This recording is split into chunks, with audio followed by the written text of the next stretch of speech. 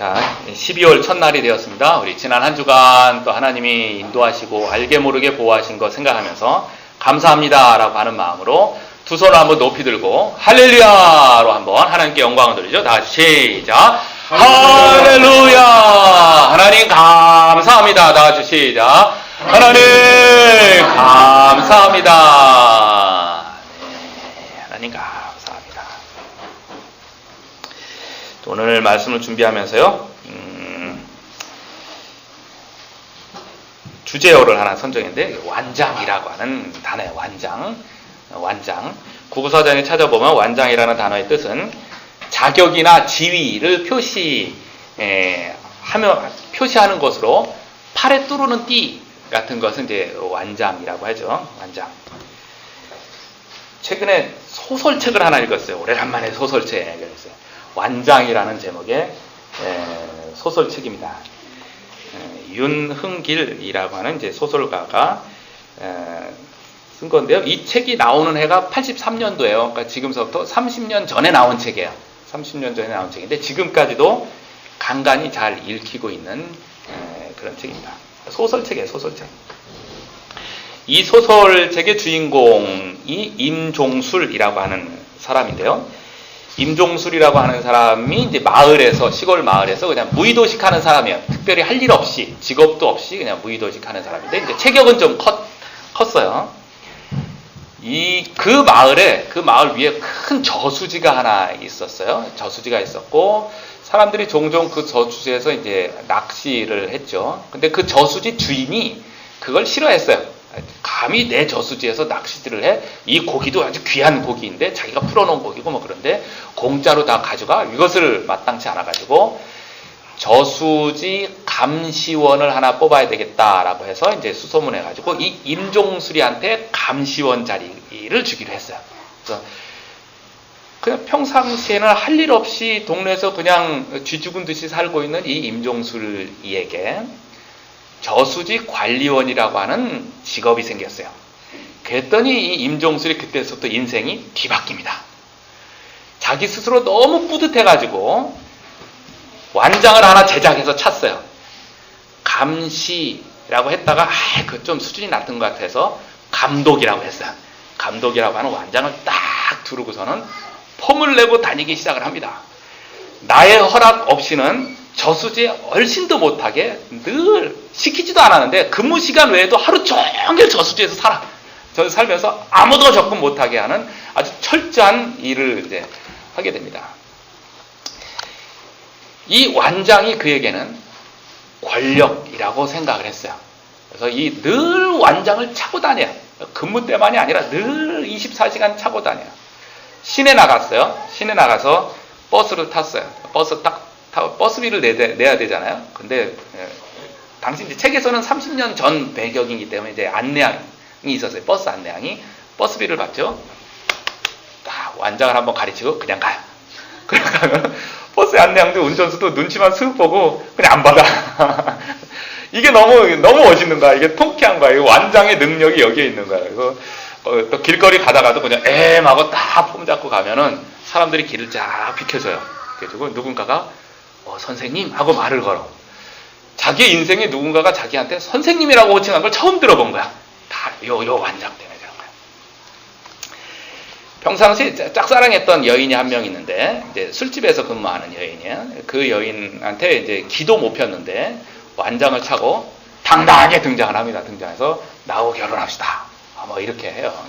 그래서 하여튼 한낱 마을의 저수지 관리인인데 그가 그것을 권력으로, 그나마 그것도 권력으로 착각을 해서 좀 오버하는 모습들을 잘 보여주고 있는 그런 소설이에요. 이 소설이 보여주고자 하는 내용은 권력의 속성, 그리고 권력의 속성, 그리고 권력의 비참함을 해학적으로 잘 보여줘요. 그래서 마지막에 결국은 임종수리가 그 저수지 관련 자리도 쫓겨나고 해서 그냥 마을에서 쫓겨나는 그런 모습으로 이제 소설은 끝납니다. 완장. 여러분도 완장 차보신 적 있어요? 중고등학교 때 굉장히 부러웠던 완장이 있어요. 저거 한번 차봤으면 좋겠다라고 했는데 한 번도 차본 적이 없어요. 그 완장을 한번 구해봤습니다.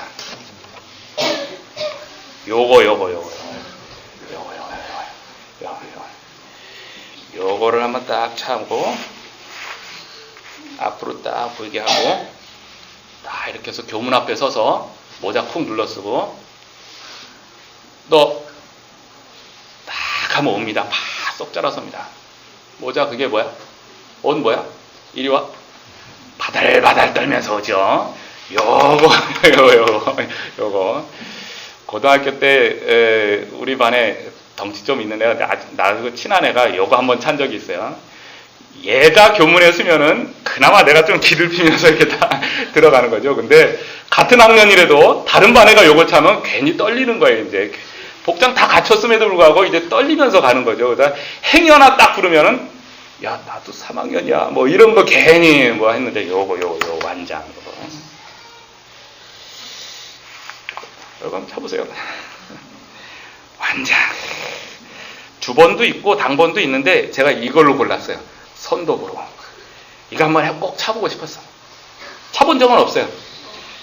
선도부는 좀 덩치가 있는 사람 부르거든. 해당이 안 됐어요. 최근 SBS 프로그램에서 재밌는 프로를 하나 했어요. 최후의 권력이라고 하는 시리즈로 해요. 오늘 밤에도 주일날 밤에 해요. 밤에. 근데 초기에 나온 내용이 이런 게 있었어요. 정치인들, 현재 정치인들, 그러니까 현재 국회의원 또는 전 국회의원 이렇게 해가지고 각 당의 정치인들, 현재 뛰는 정치인들 7명을 방송국에서 섭외해서 그들로 하여금 오지 산행을 이렇게 트래킹하게끔 해요. 쉬운 길은 아니에요. 그러니까 길도 없는 길을 오지 산행에 트래킹 7박 8일 동안 하게 해요. 그래서 하루 동안 이만큼 가야 되고 그 다음 이만큼 가야 되고 가는 미션이 주어졌어요. 그때까지 저녁 6시 반까지 목표 지점까지 도달해야 저녁밥을 줘요. 그러지 않으면 저녁밥을 굶겨요. 그 7명 중에 1명을 리더로 각자가 이제 그들이 선출을 해요. 그래서 리더의 지시하에 길을 찾아가고 물론 GPS를 줬어요. 길을 찾아가고 또 그곳에서의 의견들을 조합하고 쉬는 시간을 갖고 뭐 이런 저런 거 근데 권한을 리더를 1명 세워서 했어요. 그거를 보여주는 거예요. 현재 우리나라에서의 완장이라고 한다면 그 중에 하나가 이제 국회의원이겠죠. 뭐 다른 것도 있겠죠. 국회의원. 현재 국회의원뿐만 아니라 전현직 국회의원. 우리나라에 완장 차는 사람의 대표적인 사람들이죠. 그들끼리 뭉쳐놓고 그들 중에서 리더를 하나 뽑아서 미션을 수행하는 거예요. 재밌겠다라고 해서 봤어요. 근데 한 사람이 이제 리더가 돼서 이제 6명을 이끌고 이제 쭉 갑니다. 그리고 저녁 때가 되면은 그 리더십에 대한 평가를 6명이 합니다. 그리고 그 리더였던 사람이 방어를 해요. 각자 리더십을 갖춘 사람인데도 불구하고 하루가 되어서의 리더십에 대한 평가들을 보면 우리하고 별반 다를 게 없어요. 리더는 나름대로 리더십을 잘 발휘해서 백성들이죠. 6명의 백성들을 굶기지 않고 오게끔 했는데 6명의 백성들의 비판은 아주 날카로워요. 소통이 없다. 자격이 없다. 우리를 왜 힘들게 하냐. 백성을 왜 힘들게 하냐. 여러 가지가 막 나오고 결국은 여자 2분도 있는데 여자분이 리더였을 때는 여자분들이 막 폭포수같이 눈물을 쏟기 시작도 하고 막 그렇습니다. 권력이란 무엇인가, 리더십이란 무엇인가를 잘 보여주려고 했던, 그리고 그렇게 시도하려고 했던 방송 프로그램 중에 하나입니다. 자, 완장이 뜻하는 바는 지도자, 지도력의 완장. 어느 단체에서건 완장은 필요하죠. 필요합니다. 누군가는 완장을 차야 돼요. 그리고 완장 찬 사람의 지도력은 그 상황이 위급할 때, 전시 상황에서는 지도력이 더욱더 중요해요. 평상시에는 그저 그래 별로 이렇게 티가 안 나는데 어려운 상황에서 완장 찬 사람이 어떻게 생각하고 행동하느냐는 그 단체, 사회, 국가의 흥망을 막 좌지우지할 만큼 아주 중요한 그러기도 합니다. 국가나 사회나 단체나 가정에 있어서 완장찬 사람의 역할은 어려울 때 더더구나 중요해요. 일반적으로 완장찬 사람에게 요구하는 바는 덕스러움과 능력일 거예요. 덕스러움과 능력. 뭐 더 플러스 되면 더 좋겠지만 최소 범위는 일반적으로 그럴 것입니다. 그것이 완장에게 요구되어지는 바예요. 자, 이제 문제는 우리 이제 교회 안으로 들어옵니다. 교회 안에서도 이 완장의 의미와 역할이 있을까? 있으면 무엇일까에 대한 부분을 살펴보려고 하는 것입니다. 오늘 본문에서의 베드로 사도가 첫 마디를 그렇게 얘기하죠. 1절에서는 자신도 장로다라고 하는 자신과 교회 장로들과 이제 같은 개념을 이야기하고 2절서부터 교회의 장로들에게 하는 이제 표현으로 권면을 합니다.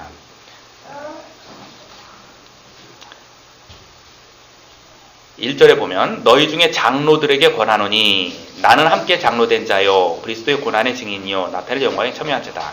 장로들에게 권하노니, 이때 장로는 나이 든 사람이라고 하는 단어적으로는 그런데 그것만이 아니고 지도자를 의미합니다. 교회 안에서의 지도자, 그러니까 교회 안에서 완장찬 사람들에게 하고 싶은 말이 이제 5장, 베드로전서 5장에서 하는 말입니다.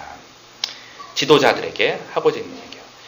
자, 그런데 현재 베드로 사도가 이 편지를 보낼 때의 상황, 당시의 배경, 베드로가 처해 있는 배경과 이 편지를 받는 사람들의 배경을 한마디로 오늘 본문에서 잘 표현해놓은 곳이 있어요. 8절 말씀이 그렇습니다. 8절에 보면 근신하라 깨어라 너희 대적 마귀가 우는 사자같이 두루다니며 삼킬 자를 찾나니, 이것이에요. 이것이 사도 베드로와 이 편지를 받는 사람들이 처해 있는 상황을 잘 표현한 거예요. 마귀가 우는 사자와 같이, 배고파서 우는 사자, 얼마나 먹을 것을 찾고 잡으려고 기를 쓰고 노력하겠어요? 그와 같이 마귀가 달려들고 우리를 잡아 죽이려고 하는 그 상황이 너희들과 내가 처해 있는 상황이다 라고 하는 표현을 8절에서 얘기하고 있어요. 정치적으로는, 당시 처해 있는 정치적으로는 로마의 네로가 통치하던 때죠. 당시에 네로가 완장을 차고 있을 때요. 자기 권력이 하늘 높은 줄 알고 아주 마음껏 휘두르고 있을 때였어요. 자기 아내도 죽이고 자식도 죽이고 자기한테 조금 못 보이는 사람, 밉보이는 사람 그냥 칼날로 날리는 아주 살벌한 때였어요. 기독교인들에게 엉뚱한 누명을 씌워서, 화재 사건에 대해서 누명을 씌워서 기독교인들을 다 잡아 죽이고 사자밥이 되게 하고 막 끔찍할 만큼 권력을 휘두르는 네로가 완장 찰 때였어요. 그것으로 핍박으로 인해서 교회가 이제 흩어진 거잖아요. 고향을 떠나서 북쪽 이방 나라들 그 문화 속으로 들어가서 숨어서 살고 있는 그러한 때예요. 그러니까 정치 군사적으로는 생명의 위협을 받고 있을 때이고, 문화적으로는 이방 한복판에 살아서 이방 문화로 인해서 영적으로 혼란받고 이단 사상으로 인해서 영적으로 혼란받아서 영적 생명조차도 위협을 당하고 있을 때예요. 육신으로나 영적으로나 위협을 당하고 있는 그때의 모습을 8절에서 잘 설명하고 있어요. 근신하라 깨어라 너희 대적 마귀가 우는 사자같이 두루다니며 삼킬 자를 찾나니. 정치군사적으로나 문화적으로나 위협당하는 그 배경 뒤에 사탄 마귀가 그것을 이용한다라고 하는 개념이에요. 그죠? 사탄 마귀가 그것을 이용해서 우리를 쓰러뜨리려고 하는 것. 그러한 배경 하에 이 편지를 보낸 것입니다. 사탄 마귀에 대한 이야기가 나왔으니까 간단하게 문제 하나 내볼 테니까 여러분 한번 문제 한번 풀어보세요. 다음 중 사탄 마귀에 대한 설명으로 옳은 것은 1번 그는 가만히 우리를 지켜만 본다. 맞습니까? 틀립니다. 그는 늘 우리를 찾아다닙니다. 지켜보고 있지 않고 활동하고 있어요. 2번, 그는 성도의 멸망 방법을 모른다. 알고 있어요. 각 사람이 인생의 요소 중에 약한 요소들이 있다면 그걸 통해서 아주 쉽게 들어와요. 성적으로 약한 사람, 물질적으로 약한 사람, 명예로 약한 사람, 섬김, 봉사, 어떤 문화, 취미, 여러 가지 약한 요소들의 인생을 통해서 아주 쉽게 들어옵니다. 그것으로 욕심을 내게 만들고 우리를 무너뜨리는, 목적은 우리를 쓰러뜨리려고 합니다. 세 번째, 사탄 마귀는 자신의 멸망의 때를 몰라 여유를 부린다. 아니에요. 요한계시록 12장 12절에 보면 사탄 마귀는 자기의 멸망의 때를 알아요. 그때가 멀지 않다는 걸 알아요. 그래서 더욱더 극심하게 열심히 최선을 다해서 하나님의 백성을 쓰러뜨리려고 달려들어요. 마지막 네 번째, 그의 무기는 육신의 정욕과 안목의 정욕과 이생의 자랑이다.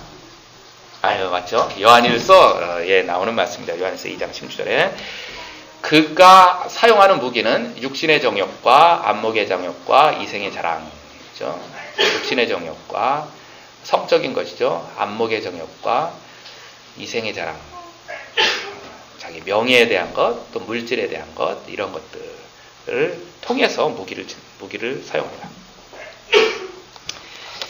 자, 이러한 사탄 마귀가 우는 사자와 같이 우리를 쓰러뜨리려고 하는 상황에서 베드로전서 5장에서는 사도 베드로가 교회 안에 있는 지도자들에게 권면하는 말씀입니다. 지도자들에게 생명의 위협, 육적인 영적인 생명의 위협에서 지도자들이 변함없이 초점을 잃지 말아야 할 것, 사명, 소명은 뭐냐 하면 양무리를 치라 이거예요. 이거 잃어버리면 안 돼요. 아무리 전시 상황이고 혼란스러운 상황이라 할지라도 양무리를 치는 것, 양무리를 먹이고 입히고 돌보고 보호하는 것, 이것이 지도자들이 해야 할 매우 중요한 가장 중심적인 일입니다. 양무리를 치라 이렇게 표현했어요. 사도 베드로가 양무리를 치라라고 교훈하는 것에는 본인이 예수님으로부터 내 양을 먹이라, 내 양을 치라라고 3번이나 부탁을 받은 데에 기인한다고 볼 수 있죠. 베드로는 예수님께서 십자가에 못 박혀 죽으실 때 그것을 도망간 사람이에요.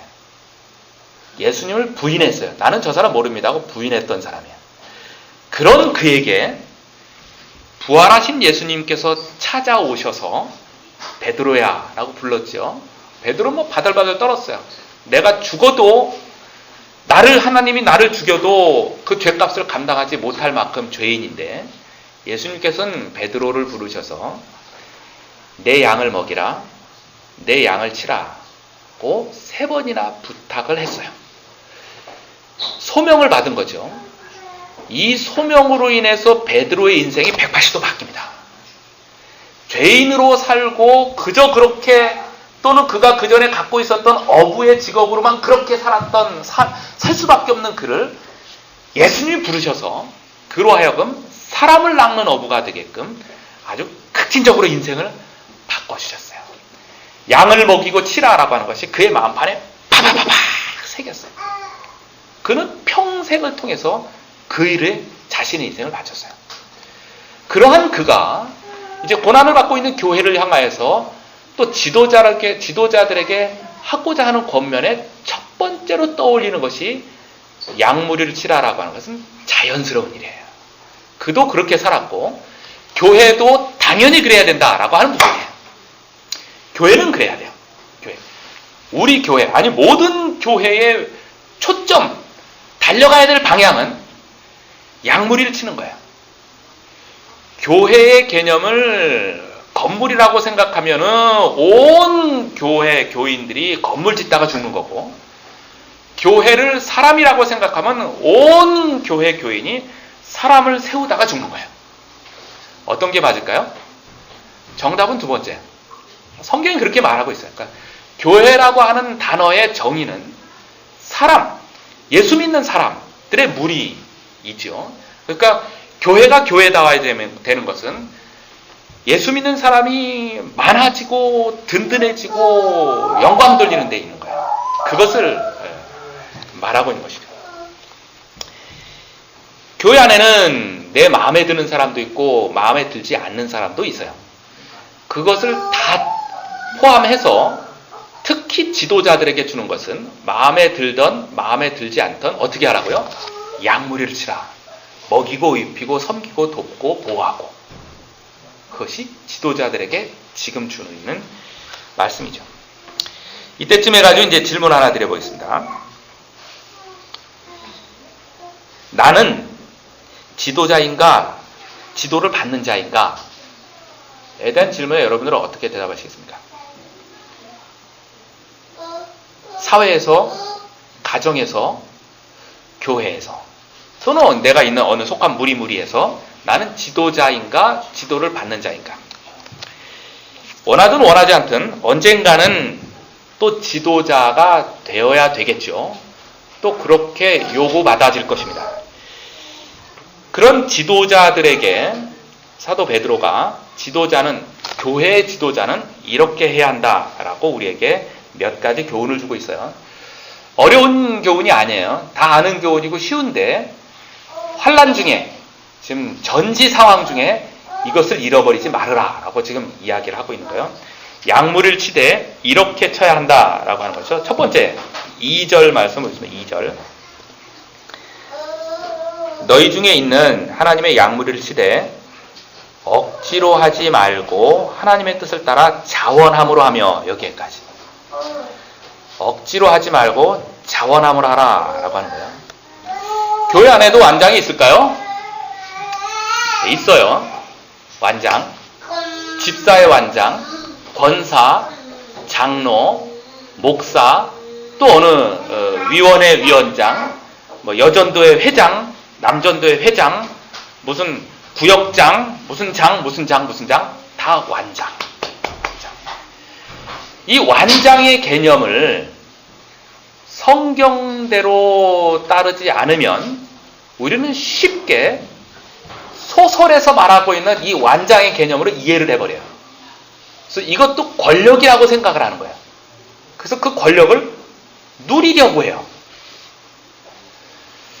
그런데 성경에서 말하는 완장의 개념으로 우리가 그것을 받고 그것을 활용하고 그 완장 가지고 사회 나가서 하면 거기서도 인정받고 거기서도 승리해요. 근데 거꾸로가 많아요. 거꾸로가. 사회 나가서 밖에서 완장 차고 그것을 권력이라고 생각했던 그 이미지를 가지고 교회 와서도 교회 와서 가진 교회에서의 각종 완장을 그 방식대로 권력이라고 생각해서 누리고 행사하려고 하니까 자기도 교회 안에서 피곤하고 그로 인해서 다른 사람도 피곤한 거야. 그래서 교회가 엉망진창이 되는 것이죠. 가끔 예를 이제 제가 들었잖아요. 교회가 조금 크면 재정부장 자리가 이제 권력이 돼버릴 수도 있어요. 교회가 조금 크면 재정부장에게 지역 은행장이 찾아옵니다. 찾아와서 왜 찾아오겠어요? 우리 은행에 예치하십시오. 뭐 이거야. 그래서 참치캔 하나라도 들고 와요. 그게 권력이라고 생각하는 거야. 그래가지고 은행장을 앞에 놓고 당신 은행에 맡길까 말까 이렇게 입질을 하면은 은행장이 몸달아서 짜고 그게 재밌는 거야. 이러면 그 은행장이 예수님을 믿을까요? 안 믿을까요? 이 부분이에요. 그리고 그게 권력, 우리가 많이 생각을 해야 되죠. 정말 많이 생각을 해야 돼요.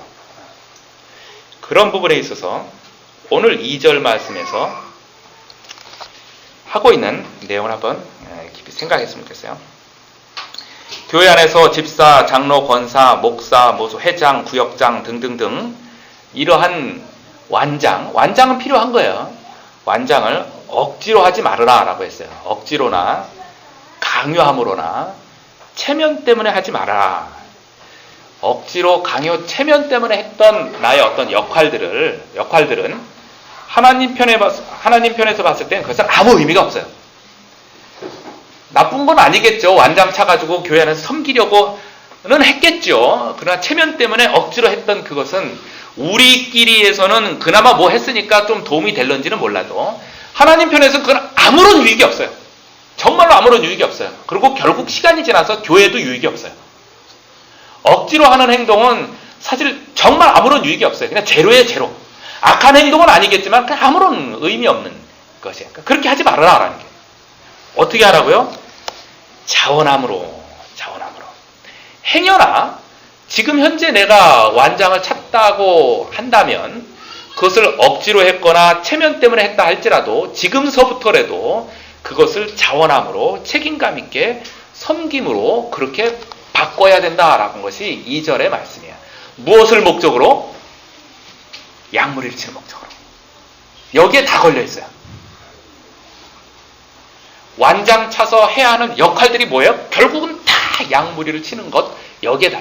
이것에 목적을 두지 않으면 교회 안에서만큼의 어떠한 완장은 아무런 의미가 없어요. 두 번째, 교회 안에서 완장을 찬 이들이 해야 하는 것. 두 번째, 2절 뒷부분에 있죠. 2절 뒷부분. 하나님의 뜻으로 자원하며 그 다음 더러운 이득을 위하여 하지 말고 기꺼이 하며, 이것이에요. 완장을 찬 목적, 돈을 목적으로 하지 말아라. 이득을 목적으로 하지 말아라. 어떻게 보면은 그 목회자한테 더 많이 해당이 되는 말일 거예요. 사역자가 사례를 받는 것은 당연하지만 그것이 동기가 되어서는 안 되는 거예요. 봉사하고 섬기는 자들이 그것으로 인해서 자신의 유익을 얻을 수 있어요. 얻을 수 있고 그것은 또 당연한 거예요. 칭찬도 받고 뭐 실질적으로 물질적인 유익도 받을 수 있고 여러 가지 이익도 받을 수 있어요. 당연하지만 그것이 목적이 되어서 섬기고 봉사하고 하는 건 안 된다. 이 부분이에요. 이 부분.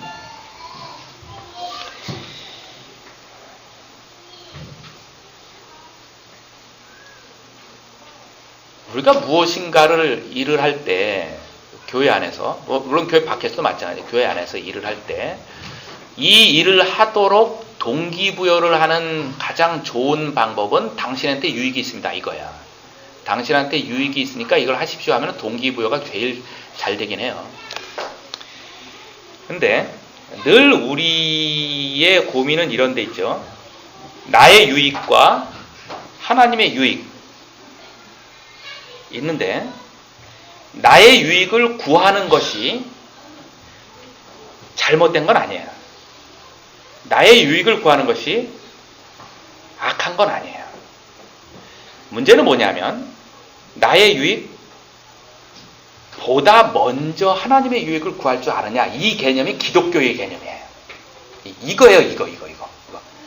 나의 이익보다 한 발 앞서서 하나님의 이익을 생각할 줄 아느냐? 그리고 그것이 부딪혔을 때에 하나님의 유익으로 결정할 수 있느냐? 이것이 참된 기독교인이냐 아니냐의 개념이에요. 나의 유익과 하나님의 유익을 대등하게 봐서, 대등하게 볼 어떤 그 수준이 되질 않는데도 불구하고 대등하게 봐서 어떤 걸 선택할까 요거 자체가 교만이에요.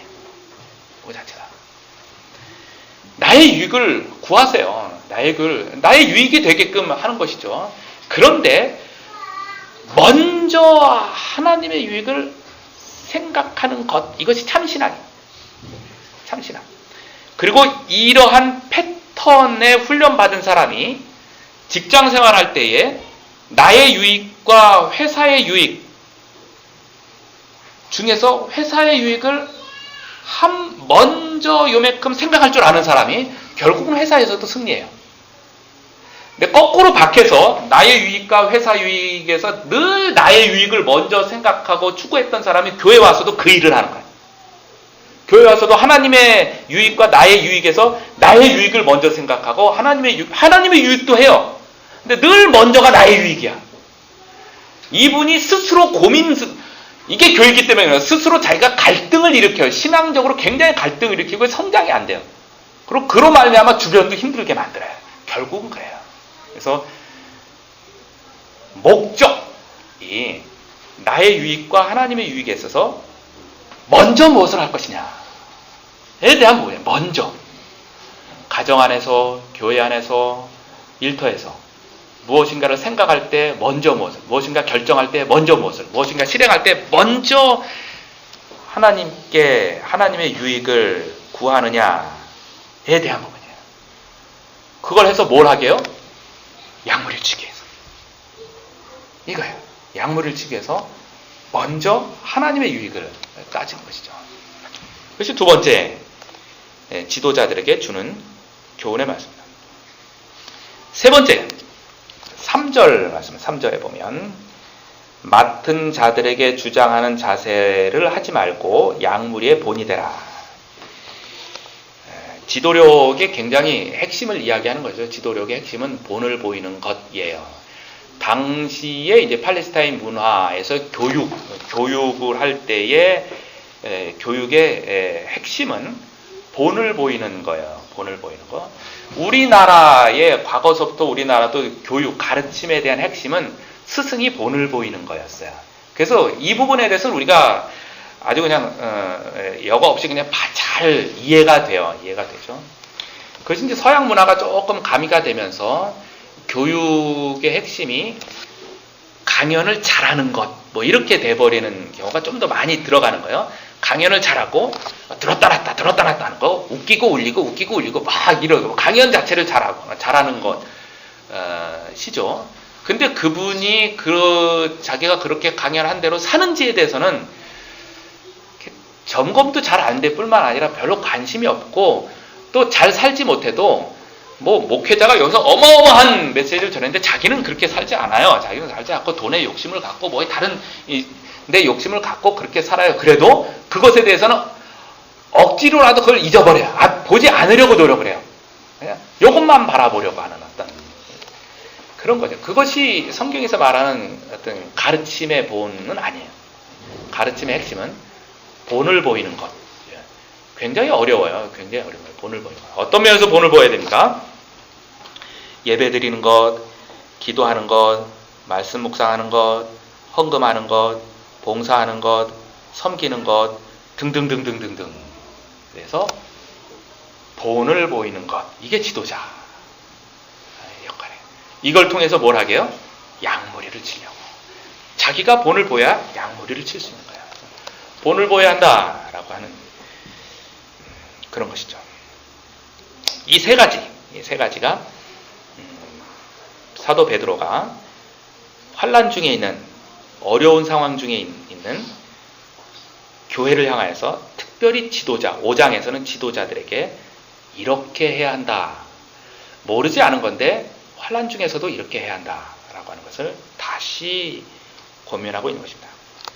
자, 이제 지도자는 그렇게 해야 돼요. 이제 지도를 받는 사람들은 어떻게 해야 될까요? 지도를 받는 사람. 5장에서는 지도하는 자를 핵심적으로 얘기하다가 이제 5절에 와서는 지도를 받는 자에 대해서도 한마디 하고 갑니다. 지도를 받는 자 5절.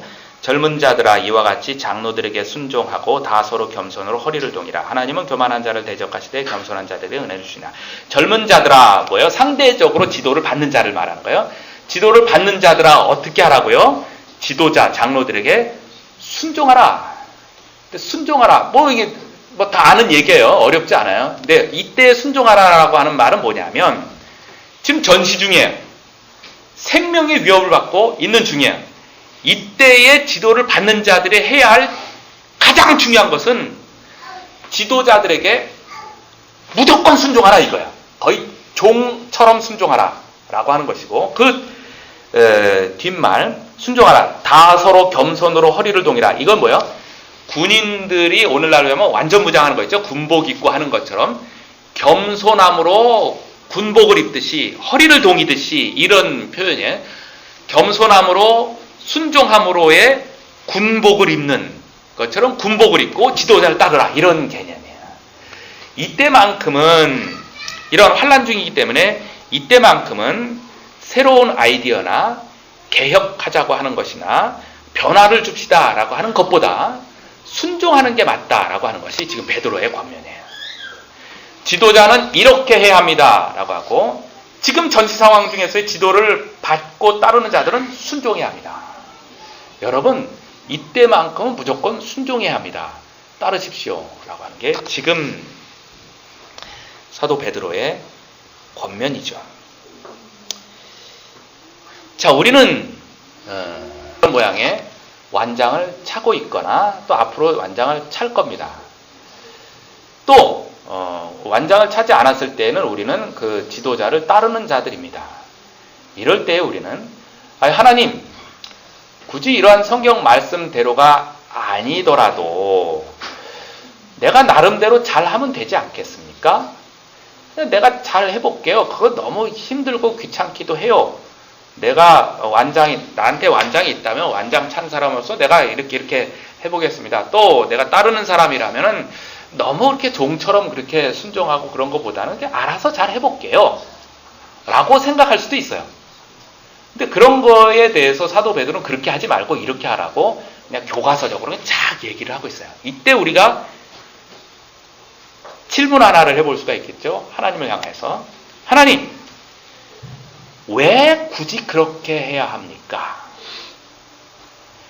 인생 그렇게 살지 않아도 되잖아요.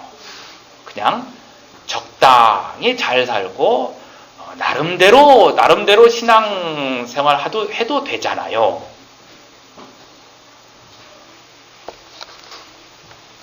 그런데 왜 그렇게 해야 할까요? 왜 그렇게 할까요? 베드로 사도가 왜 그렇게 해야 하냐 하면에 대해서 4절에서 얘기 교훈합니다. 4절. 그리하면 목자장이 나타나실 때에 시들지 아니하는 영광의 관을 얻으리라. 왜 그렇게 하냐면 목자장이 나타나실 때 무슨 의미예요?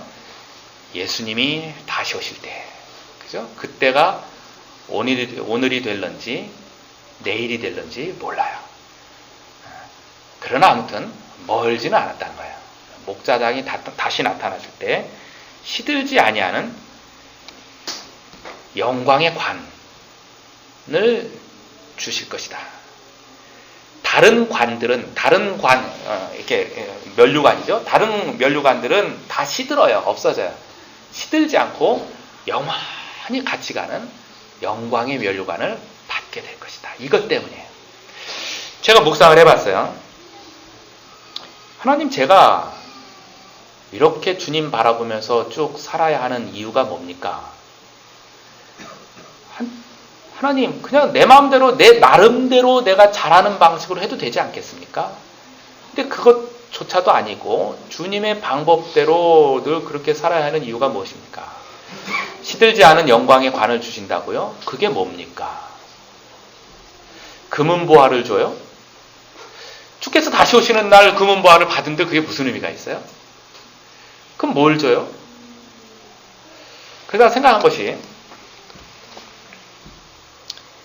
달란트 비유라고 하는 성경 말씀에 나온 것처럼 주께서 다시 오시는 날 내 이름을 부르며 장우철아, 참 잘했다. 너에게 맡겨준 인생 잘 살았다. 너에게 맡겨진 가정을 잘 감당했다. 너에게 맡겨주신 교회를 잘 감당했다. 너에게 맡겨주신 일터를 참 잘 감당했다. 너에게 맡겨주신 주변의 가족들, 사람들을 섬기고 봉사하고 약물을 치면서 참 잘했다. 꼭 칭찬하는 거. 이거 한마디예요. 이거 한마디 듣는 게 그게 바로 영광의 면류관이지 않겠는가 생각하는 것이죠. 주께서 오늘 밤이라도 다시 오신다면 나에게 해주실 말씀, 수고 많았다. 참 잘했다. 초등학교 때 참 잘했어요. 도장 꽝 찍어주는 것처럼 참 잘했다 하는 것. 이것이 면류관이에요. 우리가 기다리고 소망하고 바라는 면류관이에요. 그것 때문에 주의 말씀대로 사는 거예요. 베드로 사도는 그걸 말하고 있습니다. 왜 그렇게 해야 할까요? 목자장이 나타나실 때에 시들지 아니하는 영광의 관을 주시기 때문이다. 이것이 베드로한테의 동기부여였었고, 베드로는 이것으로 동기부여를 해서 교회 지도자들이 충성스럽게 하나님의 자녀다로 백성답게 지도자답게 살아가기를 권면하고 있는 것이죠. 전체 정리를 해보겠습니다. 우리는 완장의 세상에 살아가고 있어요. 많은 사람이, 아니 모두 다 그럴 수도 있겠죠. 권력을 원합니다. 또 그 중에 일부는 절대 권력을 원해요. 그 절대 권력이란 이상을 따라가는 사람도 꽤 많아요. 절대 권력 이상을 따라가는 것입니다. 마음껏 휘둘러 보고 싶은 욕심이 있는 거겠죠. 권력 세상, 우리도 예외는 아닐 겁니다. 그 한복판에 살아가고 있어요. 사회에서는 덕망과 능력 있는 사람이 완장을 차기를 원해요. 교회 안을 들어와 봅시다. 교회 안에서도 원하든 원하지 않든 작든 크든 완장을 차게 돼요. 이런저런 완장을 차게 되고 또 권면을 받기도 하고 차게 됩니다. 그런 완장을 찬 사람들이 주께서 원하시는 대로의 완장을 묵상하지 않으면 아까 얘기했던 절대 권력을 추구하고자 하는 세상의 그 권력 방식으로 완장을 이해해서 자기 스스로 완장을 차는 순간 신앙이 떨어져 버려요. 왜? 이것대로 안 되니까. 자기 욕심대로 안 되니까 이게 혼란스러워져 버리는 거예요. 혼란스러워져 버려요. 말로는 섬김의 자리입니다라고 하는데 이게 안 되는 거예요. 이게 안 되는 거예요. 그래서 그것을 위해서 베드로 사도가 우리에게 권면하는 바는 자원함으로 해라. 자원함으로. 꼭 자원해야 돼요. 자원함으로. 그 다음에 목적을 나의 이익의 목적을 두지 말아라 라고 하는 거예요. 내가 이걸 통해서 어떤 유익이 있겠지, 어떤 이익이 있겠지가 아니라 하나님의 이익을 찾아야 된다. 그리고 본이 되는 자세를 해야 한다. 본이 반드시 되어야 한다. 그런 자가 교회에서 완장을 차야 되고 그런 자가 완장을 차는 대로 지도력을 발휘하면 그런 자가 가정에서건 직장에서건 탁월한 지도력을 발휘할 수 있다고 하는 것이 우리들의 소망이며 또 우리들의 믿는 바입니다. 왜 그렇게 해야 할까요? 주님께서 다시 오신 그날에 한평생 인생 잘 살았다고 하는 칭찬을 받기 위해서 그렇습니다. 이것이 최고의 영광이죠. 잘 살았다. 주어진 인생 잘 살았다고 하는 것입니다. 다 같이 한번 저를 따라서 해주시길 바랍니다.